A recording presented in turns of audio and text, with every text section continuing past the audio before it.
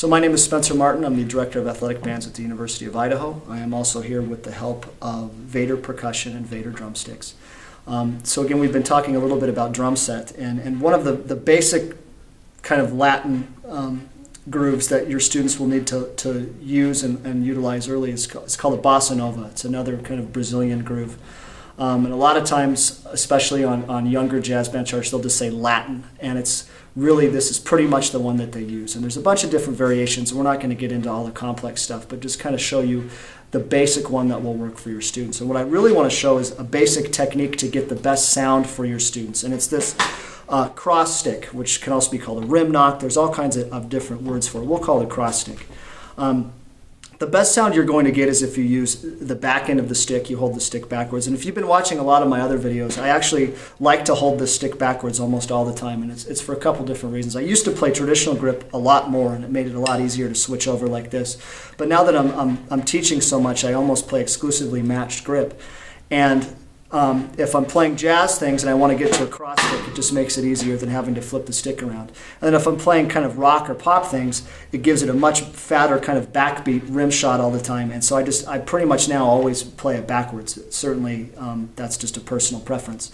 But it makes it much easier to get to this type of thing on a Bossa Nova. So the best sound you're going to get for this cross stick is the back end of the stick. And then if you think about our technique that we've done before, you're in a match grip or a control position. You drop your hand down like this, and then you let those three fingers pop out like that. Now, everyone's hands are a little bit different. Some people have longer fingers and shorter fingers, and my fingers at times they're pretty long. And so my technique, the way I have my hand here, feels really good to me. Some people hold it a little bit more straight like this. Basically, whatever's going to be most comfortable for your students is the way that you want them to hold it. So again, it's match grip, it drops down, and then I have these back three fingers come out. I have my thumb on the side here, first finger on the side here, and my palm is resting against the drum head. And then kind of like a lever or a pivot, I pull back, my palm is still touching the drum head, and the tip of the stick is still on the drum. And then I play into the head like this. And I play what in the old days we called it a dead stroke, where this stays dead and sticks to the rim. You can manipulate and get different sounds. If you push this all the way against the rim, you hear all those different sounds. All could absolutely be musically valid in any type of piece. But there really is kind of a sweet spot where you get a consistently really nice sound. For on this drum is about an inch away from the rim, but again it varies with drum heads and drums and things like that. But that's your cross stick. Now the basic Bossa Nova, which it's great for groups, but it's also fun for your young percussionists that have never played one. It's a two-measure phrase instead of a one-measure phrase, meaning it takes two measures for it to turn back around and start over. The basic rhythm for the left hand, if we were going to do kind of a 3-2 version, would be like this: 1 and 2 and 3 and 4 and 1 and 2 and 3 and 4 and 1 and 2 and 3 and 4 and 1 and 2 and 3 and 4. And if you're thinking about when we talked about jazz and rock and some of the other Latin things, what part of the drum set has to be emphasized the most and kind of be the melody of that groove? When it comes to the Bossa Nova, it's this sound. Again, 1 and 2 and 3 and 4 and 1 and 2 and 3 and 4 and 1 and 2 and 3 and 4 and 1 and 2 and 3 and 4 and...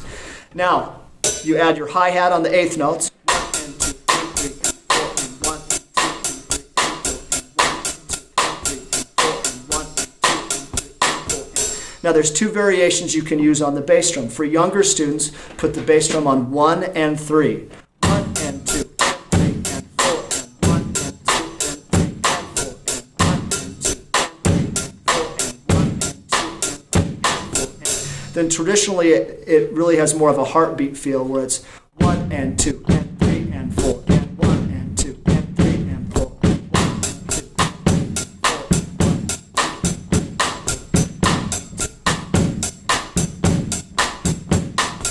4. Notice that the cross stick is still the melody. This is soft, kind of like it was when we were doing rock, and this is louder, not as loud as rock, but not as soft as we're doing feathering with jazz. Now the next part of this, to add another variation, is to move your right hand to the ride cymbal and put the hi-hat on 2 and 4.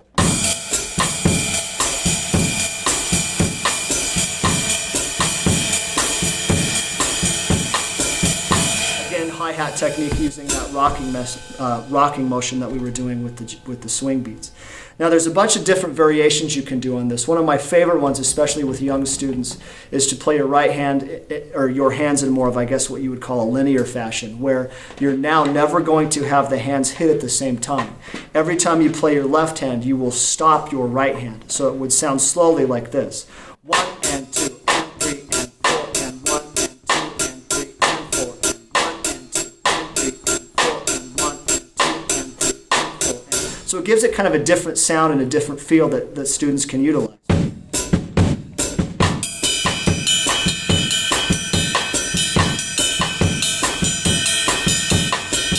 you wanted to, you could turn your snares off and get kind of a cool sound utilizing that same technique.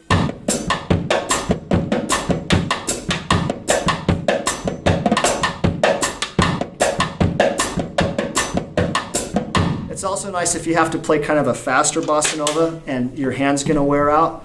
It kind of gets into that samba territory, but again, sometimes you have to play something fast. If your hands aren't there, it's just a cool sound and it makes it a lot easier. So anyway, kind of the basics of a bossa nova. Thank you.